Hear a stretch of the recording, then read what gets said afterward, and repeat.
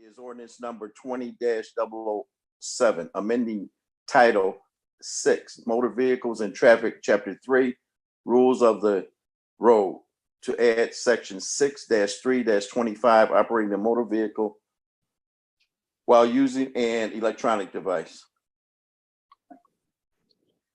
Okay. Commander Lacey is on with us, Mayor, to speak to these, actually the 4 resolutions that are ordinances, excuse me, that break out the various traffic violations that are proposed here tonight. Now, the first 3. Can we bundle this? Yes, you may. And Yes. if the commander, I want to comment that the commander did all the heavy lifting on this, and he should be really commended to bring these state ordinance or state laws in-house for ease of administration and better enforcement. So, Commander, if you just give an overview, and then the board can vote them all as a single item. Okay. Thank you, Attorney Murphy. Thank you, board, for letting me talk. We had talked about this prior to today, and actually it's the ordinances that we're getting passed so we can enforce them locally. The reason why they weren't on the agenda the last time was because we had to get with legal with Attorney Murphy in reference to making sure everything was in order, making sure the wording was right, and that's what was done. So I appreciate Attorney Murphy and his law firm for doing that. So this is the same thing that was up. We talked about last time as far as offer out, as far as a truck, as far as talking on the cell phone, as far as window tint, and various other things that you have in front of you. So this is basically the same thing. We just wanted to make sure that the wording was right and it was legal as far as what we were doing. Okay, Commander, one of the things here, does any of these involve administration fees and towing? It does. If we get certain ones, as far as suspended, there's an administration fee. As far as loud music, there's an administration fee. Everything was just put in place like it's supposed to be as far as legally. Okay, now the one of the things that I would have liked to seen on this, and I'm not sure if it's already in place, is the loud music, and we have to enforce that. I mean, it's getting ridiculous now with a lot of the cars here now. Is that Attorney Murphy and our commander? Is that on the books now as a local ordinance that we can actually tow those cars and do an administration fee? Actually, Mr. Mayor, it is. Actually, I just arrested somebody today for the same thing, administration fee as far as the loud music. So it is something on the books, and it's something that we are enforcing. Okay, is that local or is that going through county? No, it's local. All the fees come to the village. All right. Now on the tent ordinance, how are we measuring tent? Well, there's a device that you can measure tent. However, limo tent is much darker than any tent that you can see. So you totally can't see in the vehicle. And it's much more of, and I get it that, people use it for privacy purposes, but it's a safety issue at the same time. So right. That being said, that's why we created an ordinance that as far as limo tent and as far as the funds coming directly to the village. So do we have a tent measuring device? I believe the DC does have one. We had a conversation a while ago, and he does have one towards we can measure it. All right, great. I would advise that that all our traffic units at least have one in the vehicle. Yes, sir. And at least one available on every shift. DC. Hello, DC. He's there, but he's. I think his mute button is on. He has to unmute his camera. Okay, so Commander. No, can you hear me now? Yes. Hey, Mayor. Okay. So those devices were given out to some municipalities from the state. Right. So I contacted them, and they said they'll try to get us a couple. And it just registers it, and then it's automatic. You don't have to do anything else. You just have to slide it on the window. Yeah, I know Indiana State Police have them in their cars. Yeah, so our trooper got them too.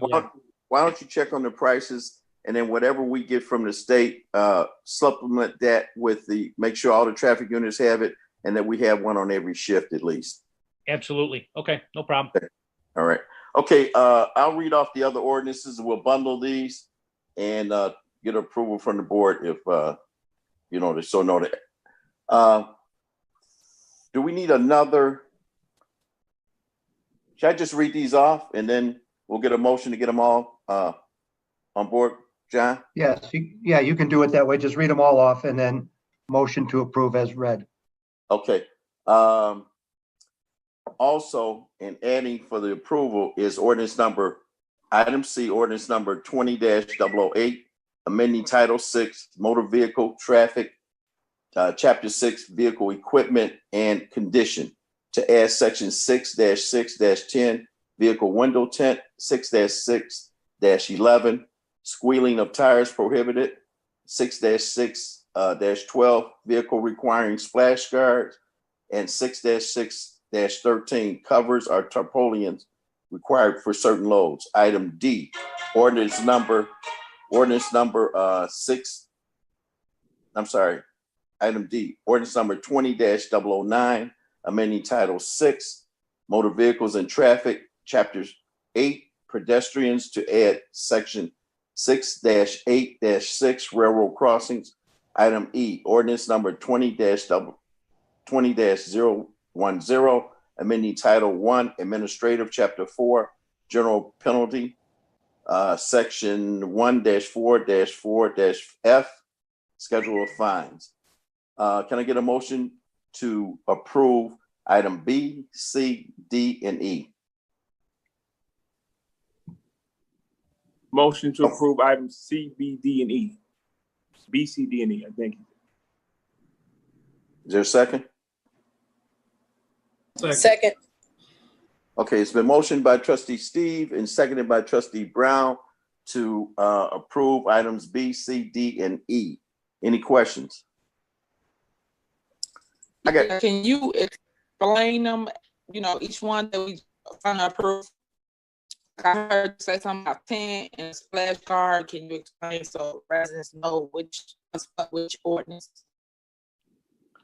Now, trustee Henry, these were explained at a previous meeting, but for sake of clarity, if you want to explain again, then that's fine. Trustee, which one were you concerned about?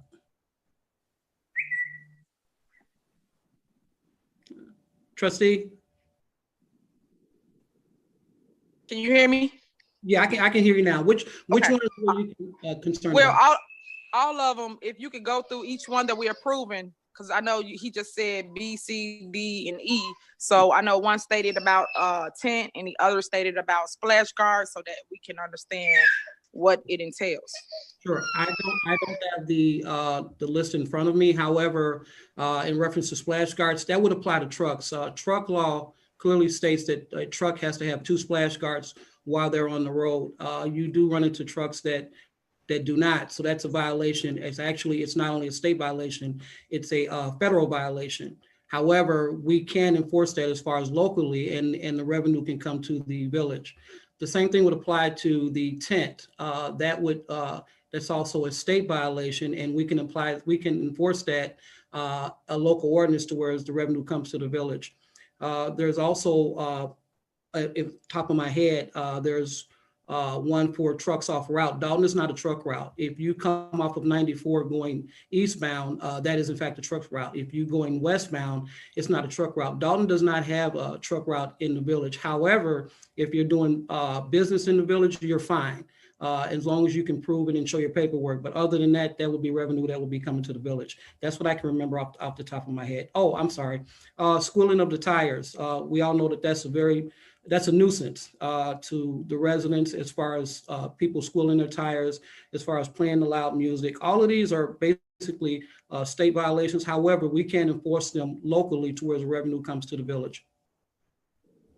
Okay, so if a person is driving through town and they got tinted windows, is that probable cause to pull them over? Is that what you're stating for the tent? It is. Yes, it is. You can in fact pull this person over. That would be probable cause for an officer to stop a vehicle if so desired in reference to that violation. But the difference would be you can write him a Y series ticket, which would go to Markham, or you can write him a local ordinance ticket, which would go to the village. The one that would go to Markham, it would in fact affect their driving record, affect their insurance. The one that goes to the village, there's a little bit more leeway to whereas the fines go to the village and it would not affect them. It'd be much more of a hardship on them. Okay, so I guess when the officer approach, how will the individual know that we have an ordinance in place? So we just would write them a ticket, it won't be a warning or nothing like that. It's just they getting a ticket. Is that what you're saying? No, what I would say is the officer would explain to them as far as what is really going on as far as the local ordinance. And we're not the only village that has it. There are actually villages other than ourselves that has the same ordinance.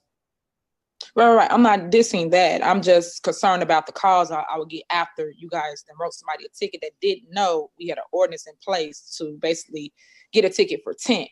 Sure. So I'm asking, like, what would be our procedures when we approach? Can y'all not give a person a warning so that it'd be on file? You gave them a warning, so now the second time they get a ticket? Well, that would be up to the officer. It's just like getting a moving violation, trustee. It would be up to the officer as to whether they're going to enforce that moving violation or not. However, with everything going on and the rise in crime as far as windows being tinted, as far as us not being able to identify somebody that's in a vehicle that might have just committed a crime, that's one of the reasons that it's on the books, and that's one of the reasons why we would enforce it. Okay. Well, I'm not against it. Once again, I think you should educate the residents because that's my concern. For instance, it's probably a ton of people in town that has tint on their windows, their kids or whoever. And I don't want them to be a victim of some law that we put in place and you didn't tell them going forward. We don't allow that no longer. Sure. Well, you know what, trustee? It's actually always been on the books. Right now, what's going on now is that we're starting to enforce it because it actually helps the residents as if something happens in their area and they see something, well, they can't see because, there's tint there, there's dark tint there. This would in fact help us and help the residents to see if they don't have tint on their vehicle, then they can see who's driving that vehicle. They can describe their vehicle. Okay, and the other one was the Trustee Henry, may I interrupt here? There is a state law in regards to tent, and it passed several years ago. The thing here about this tent is that to the degree of tent, a lot of the drive-by shootings are done by people that have cars with dark tint where you can't see in. And then the only time you see it when they do these drive-bys is they roll up, the windows are tinted so dark that you can't see them until the window comes down, they start shooting. So basically what we're doing is we're enforcing it, and they could have enforced it already, but it would have went to a county court instead of to our local court. So that's what he's bringing here to that. Secondly is the fact that a lot of these cars that you can't see into, and the state allows you to have a tent, but it's to the degree. So that's why the enforcement is bringing it locally here instead of to the county court. Okay. I agree with that, Mayor. I'm not against it. I'm just trying to get clarity so I can explain it to residents or whoever's watching, understand what it is we're doing. I'm all for that. I'm all for safety. I just want you to explain it to someone's kid that might have it on their car that lives in town, that we put this in place and going forward, they can get a ticket. That's it. Okay, what I'm saying is that they've already are eligible for a ticket through the state court. It's like I said, it's been on the books for a while. We're just bringing it we're just enforcing it, and it's to the local court instead of to the county court. Right, I got that part. So we're gonna enforce it more so because we're collecting the money. So that means more tickets. So that's why I'm saying clarity. That's it. My next question was about the trucks, Lacey. The trucks with the I can't even remember what it was. Hold on, Commander Lacey? Yes, sir. I want to clarify something. We do have a truck route in the village of Dolton. It's Lincoln Avenue, but it's a class 3 truck route. Correct. And there are signs that are posted on Lincoln Avenue designating and showing that Lincoln Avenue is a class 3 truck route. Correct.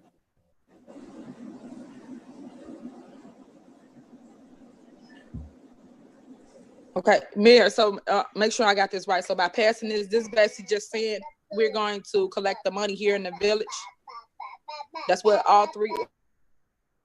Well, if they're found guilty and the judge fines them, yes, they would pay the fee to the court, the fine to the village instead of to the county.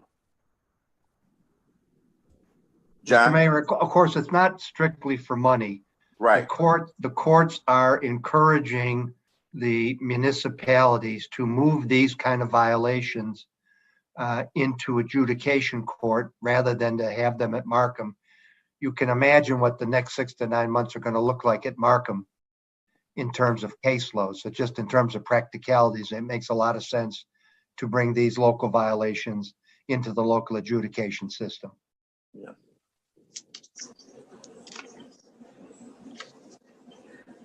Trustee Henry, Yeah, you guys You have- answered. Thanks. you have something for it? No, that was it. That was my questions. Thanks. Commander Lacey, can you just elaborate a little bit on the fines for these local ordinances? Right. Unfortunately, Mayor, I don't have the fines in front of me, but these fines that are on the list that you guys have, these fines would in fact go locally versus state. So the fines would go to the village and not to the say Markham Court or the state. Right. Now, DC and Commander Lacey, can you make sure if these are approved that our officers on the street get a copy of the ordinances so that, if they want to enforce them, they know exactly which ordinance to enforce? Yes. I plan on, and with the DC's approval, I plan on going to the roll call so I can explain to the officers at roll call, hey, look, this is what we can do and this is what we can't do. And then, of course, give them a copy of the ordinance so they can have it handy. Absolutely. Yes. Okay, great. Any more questions? Okay, roll call, Madam Clerk. On the motion to approve as read, ordinances number 20-007, 20-008, 20-009, 20-010.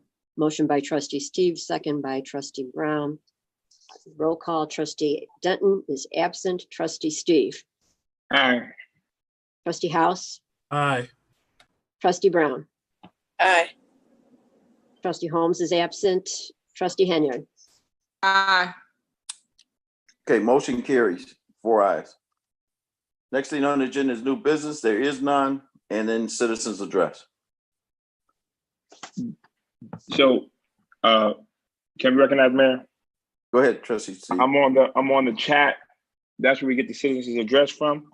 Okay, There's 2 questions. Though I think that there's one a statement and one question, but I think the one is, will the residents get a copy of the ordinances as well? And I mean, as Mary Kay, you can elaborate on the process of getting the ordinance and be on the website. Sure. Or, I'm sorry. If you can elaborate, will the residents get a copy of the ordinance? All ordinances are, once signed by the mayor, are sent to the webmaster to post on the website under government. And we would have copies here at the village hall. Okay. That's And what was- and then yeah. what was the statement?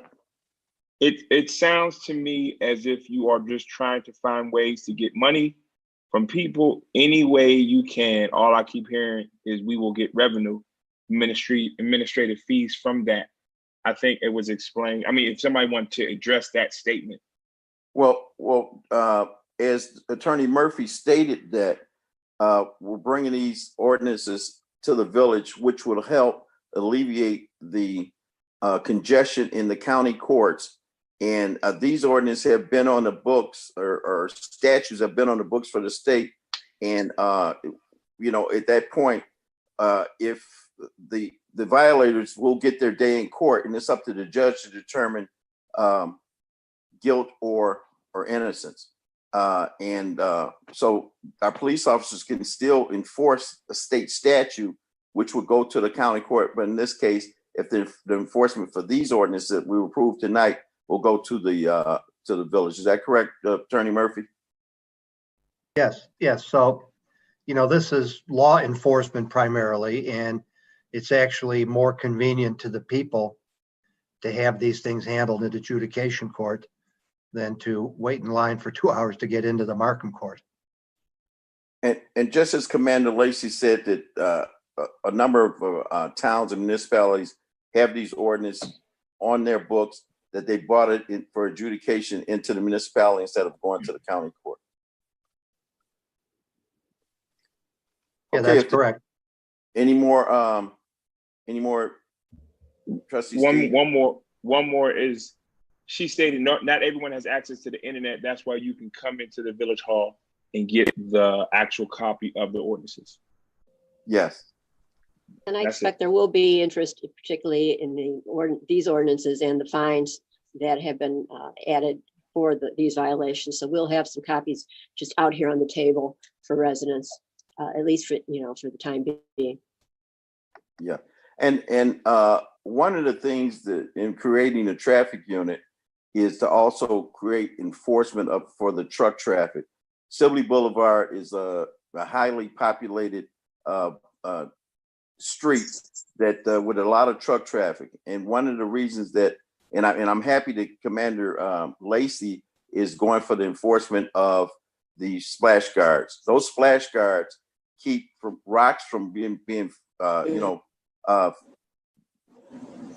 passed up and distributed, and that's how you get broken windshields. And a lot of times the people cannot catch the truck, or the truck driver. If they do catch the truck driver, they don't pull over, and they deny that anything came from the truck and broke the windshield. So I'm happy to see the enforcement of the splash guards, because it saves windshields.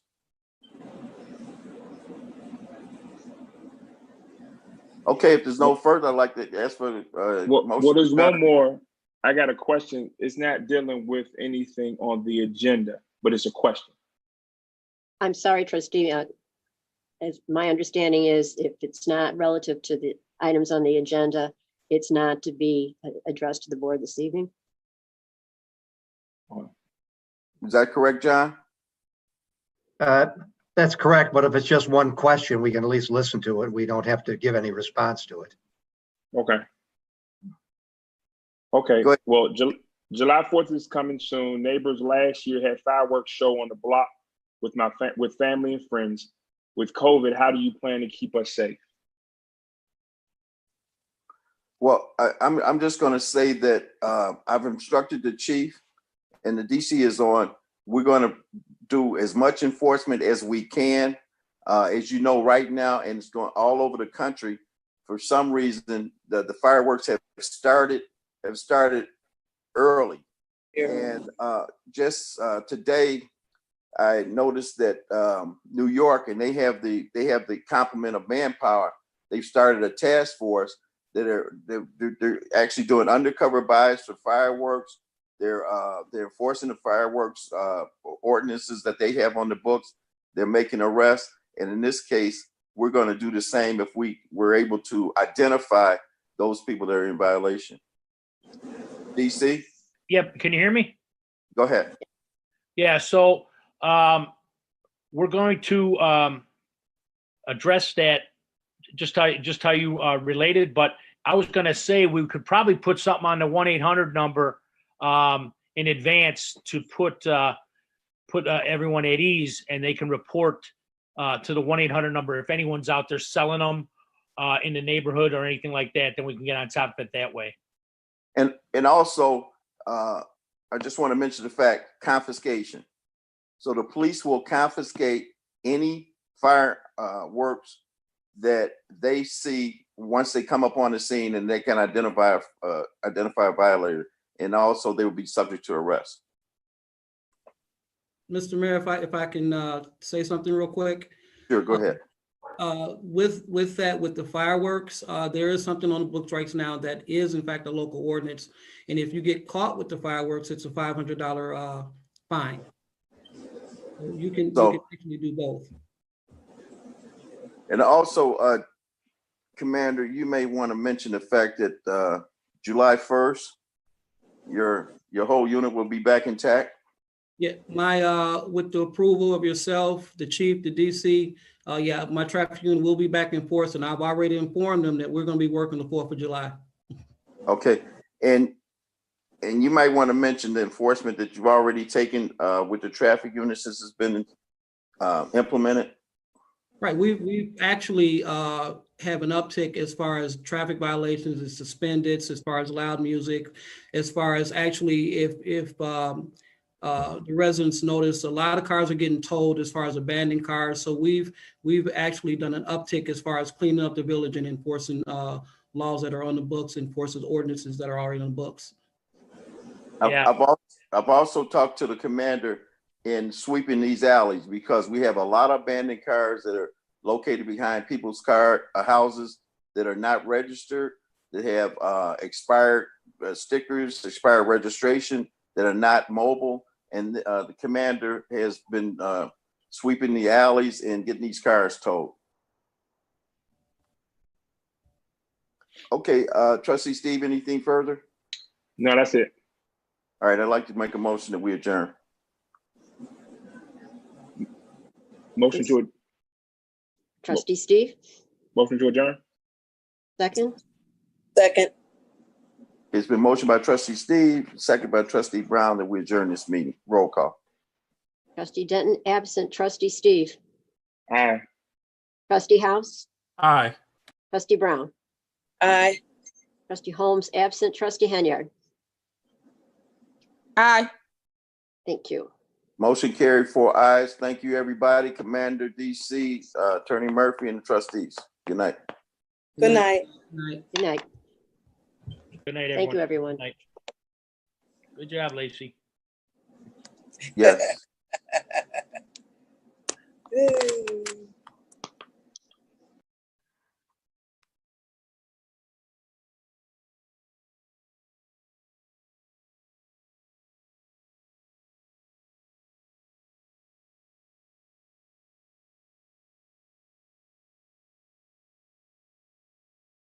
All good. We're just doing a story. We've heard controversy about the mayor, and we're here to see if she's a hero or a villain. What is your take, sir? No, I don't have a take. I'm saying, what are you here for? You're just taking. We're running a video right now. But you got to get permission to do that. In a public area, sir? Yeah. I don't believe so. This is a public area, huh? Okay. Which means you get to film in public. There she is, right there. Oh, is this a public area? Yeah, but we don't. You have to get Funded by the permission to taxpayer? take pictures of people here. You cannot be in here. Wait, isn't this a public area though? You can't be in with the cameras. Come on out. Come on out. Wait, this is a public area. Come on out, gentlemen. Can you ask that Sir, question? step out, please. Is this a public area? Sir, please step out. I don't think this is legal. Sir, that's Who a else police got ID? stop. Coming back. State of Illinois, you're supposed to have ID. Go get your ID. For what? Come back. Hey, go get your ID. Unlock the car so you can get his ID. It's not a request. Oh, it's not a request. Not at all. You know you're liable, right? In Illinois. For what? Get it right. I know who you are. Get your information. Get it Voted right. no confidence in Deputy Chief Louis Lacey. A new top cop has now been appointed. Ronald Burge Sr. He ran against current Mayor Tiffany Henyard back in 2021 and formerly served as police chief in Dixmoor. The former Dolton Deputy Police Chief Louis Lacey was indicted on bankruptcy. I don't care about black lives. Follow me, sir. I can walk, sir. I can walk. I'm not. You're stopping in front of me.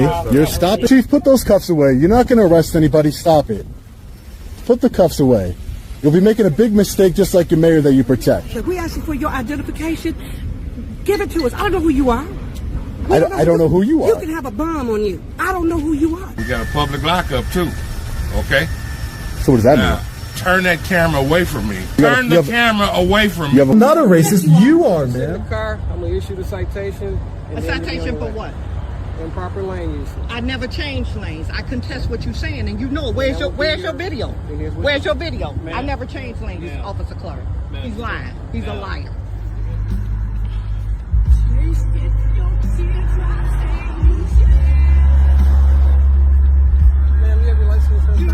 No, I'm not reaching for anything. It was something blowing across the road, and I know you saw it. Well, you should fix.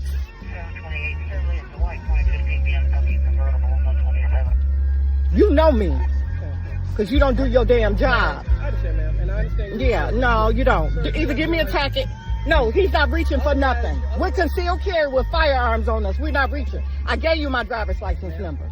Here we go. If you do not give me your license. I'm not reaching for my license. Call the white shirt. I made a complaint on you. You may shoot me just because of the complaint. I got the 380 in the same area. Okay, so where is it? It's right here on my hip. Person, could Okay. you? Yeah. Would you like to take the seatbelt off? Okay, so who was it? Okay. Step out for me. Yes, ma'am. Can I take my seatbelt off? Yeah. Okay. My hip was fractured. I need a little help.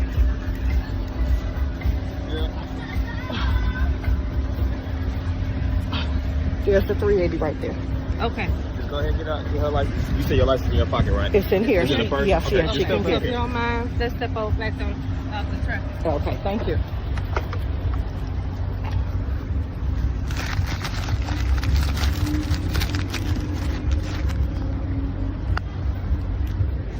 Yeah. Driver's license, military ID, Utah carry. We have property in another state. We have, here's that, and here's this one. Thank you. I did not want to reach, but I gave him my driver's license number. 1836.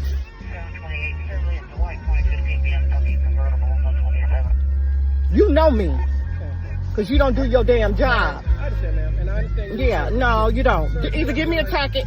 No, he's not reaching for nothing. We're concealed carry with firearms on us. We're not reaching. I gave you my driver's license number. Here we go.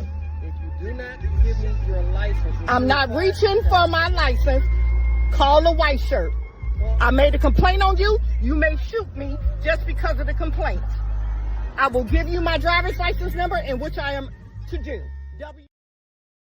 The reaction from the community. Courtney? Yeah, good morning to you both. A federal indictment that came down yesterday accuses Dolton's acting police chief, Louis Lacey, of bankruptcy fraud. This comes about a week after the village fired Lacey after placing him on leave. But despite getting notice of his termination, we're told he was still showing for work. It's a great day in Dolton. Justice is being served. Dolton residents reacting after the police department's acting chief is slapped with a 9-count federal indictment. Louis Lacey now accused of bankruptcy fraud, making false statements and lying under oath. I'm just so happy because this man needs to be taken off the street. He does not need a gun or anything, period. According to the 24-page indictment, Lacey has filed for bankruptcy 7 times over the last 40 years, including 2 times in the last 5. In one case dating back to 2015, Lacey is accused of largely underreporting his income and lying about being separated from his wife so he could claim she wasn't contributing to their shared expenses. All of that to allegedly avoid paying back more than $40,000 he owed in a settlement. This is going to be a domino effect, and we got to take the rest of the trash out. Residents rejoicing the news, investigators say, stems from an ongoing federal investigation. Lacey, now the second ally of the self-proclaimed super mayor to face federal charges of bankruptcy fraud, but his attorney calls this a witch hunt. They're trying to find people that will shy away and cooperate with them against the mayor. Hengard's top aide, Keith Freeman, also federally charged, now cooperating with village trustees who called for an investigation against the mayor. Lacey's attorney saying he believes prosecutors are targeting people they believe they can flip, and residents say they expect to see that happen. I think that this is a good thing because I'm sure Lacey is going to try to save himself. Former Chicago Mayor Lori Lightfoot recently revealing findings of an investigation she was paid by the village to conduct. While that was separate from this indictment, it laid out big allegations against Lacey. With all due respect to Lightfoot, it was her conclusion. She is nobody. Lightfoot was a formerly high-powered federal prosecutor before her time as Chicago's mayor. Her findings revealed Lacey is accused of being paid more than $200,000 in overtime over the last few years, despite his inability to receive overtime pay. She's just the person that came out with a conclusion, and the village is taking it as if it was the scripture. Residents now waiting to see what comes next for Lacey, the department, and the village. There are some good people working for the police department in Dolton. My wife and I have met a couple of them, and I hope the powers that be will allow one of the good ones to fill the space. Now, Lacey's attorney says he will surrender in court and plans to plead not guilty. Each of these charges, if convicted, is punishable by up to 5 years in federal prison. In the newsroom, back to you. Reaction from the community. Courtney? Yeah, good morning to you both. A federal indictment that came down yesterday accuses Dolton's acting police chief, Lacey, of bankruptcy fraud. This comes about a week after the village fired Lacey after placing him on leave. But despite getting notice of his termination, we're told he was still showing for work. It's a great day in Dolton. Justice is being served. Dolton residents reacting after the police department's acting chief is slapped with a 9-count federal indictment. Lacey now accused of bankruptcy fraud, making false statements and lying under oath. I'm just so happy because this man needs to be taken off the street. He does not need a gun or anything, period. According to the 24-page indictment, Lacey has filed for bankruptcy 7 times over the last 40 years, including 2 times in the last 5. In one case dating back to 2015, Lacey is accused of largely underreporting his income and lying about being separated from his wife so he could claim she wasn't contributing to their shared expenses.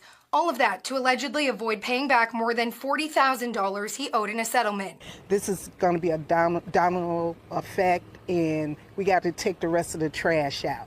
Residents rejoicing the news, investigators say, stems from an ongoing federal investigation. Lacey, now the second ally of the self-proclaimed super mayor to face federal charges of bankruptcy fraud, but his attorney calls this a witch hunt. They're trying to find people that will shy away and cooperate with them against the mayor. Henyard's top aide, Keith Freeman, also federally charged, now cooperating with village trustees who called for an investigation against the mayor. Lacey's attorney saying he believes prosecutors are targeting people they believe they can flip, and residents say they expect to see that happen. I think that this is a good thing because I'm sure Lacey is going to try to save himself. Former Chicago Mayor Lori Lightfoot recently revealing findings of an investigation she was paid by the village to conduct. While that was separate from this indictment, it laid out big allegations against Lacey. With all due respect to Lightfoot, it was her conclusion. She is nobody. Lightfoot was a formerly high-powered federal prosecutor before her time as Chicago's mayor. Her findings revealed Lacey is accused of being paid more than $200,000 in overtime over the last few years, despite his inability to receive overtime pay. She's just the person that came out with a conclusion, and the village is taking it as if it was the scripture. Residents now waiting to see what comes next for Lacey, the department, and the village. There are some good people working for the police department in Dolton.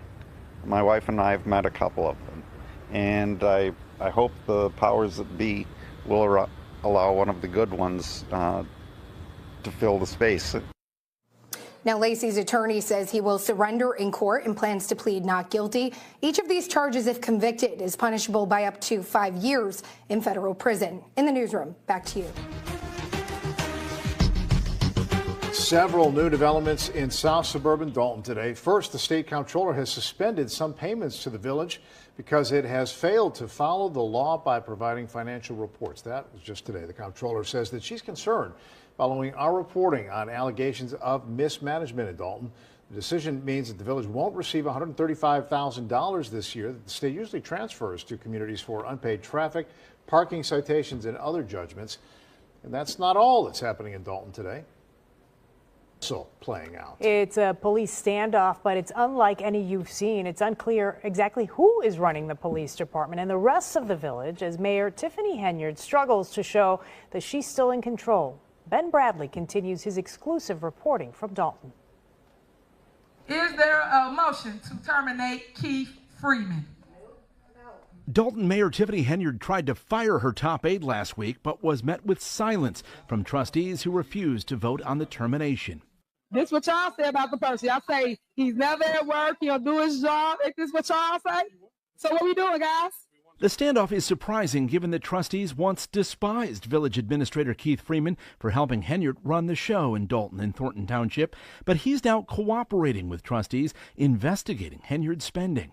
I had trouble following it as well, but now Keith Freeman is cooperating, doing what he should have been done in the first place. Cooperating with trustees. With the trustees, absolutely, doing his job. That leads us back here to the steps of the Dolton Police Department. Trustees tried to fire Henyard's hand-picked acting police chief, Lacey, after their investigation found he collected $200,000 in overtime that they say he wasn't entitled to. Mayor Henyard wasn't having it. She insists Lacey is still the village's top cop. Dolton police officers and commanders received an email summoning them to a mandatory meeting with Mayor Henyard and Chief Lacey. Soon after, Freeman fired off a reply that read, Lewis Lacey is no longer employed by the village of Dolton. Mr. Lacey is not allowed in any spaces reserved for employees without an escort. We'd like to talk to you about whether you're still running things here in Dolton. Lacey arrived for the hastily called meeting, but sat in his souped-up Dodge Durango. I think we're in a standoff. As the minutes ticked by, Lacey drove around looking for a way into the station. So somebody closed the garage on the acting chief, and now he's pulling away. Then it was time to play hide and seek with Mayor Henyard as she circled the station looking to avoid our cameras and questions. For more than a half an hour now, we've been playing this cat and mouse game with the acting police chief and now Mayor Henyard. Lacey later returned, but still wasn't talking. And Investigates obtained video of Henyard telling police commanders this afternoon she and Lacey are still running things. Keith Freeman do not work here, he's fired. So stop playing these silly games. Mayor Henyard is now trying to pin the blame for more than $100,000 in questionable spending on first-class air travel, luxury hotels, meals, and more on her once trusted aide, Keith Freeman. But remember, Henyard frequently reminds her critics she's the boss. I'm going to remember this, because at the end of the day, I told you, you guys don't run the day today, the mayor does. Both Freeman and Acting Police Chief Lacey are facing pressure to cooperate in the ongoing federal investigation after prosecutors charged both of them with bankruptcy fraud in separate cases. As the power play plays out, it's residents who suffer. Many voice their frustrations at the most recent village board meeting. What about us? What about our fears? What about our tax dollars? I wish the FBI is around the corner so they can come and raid this place, because all of y'all deserve to go to jail. In Dolton, Ben Bradley,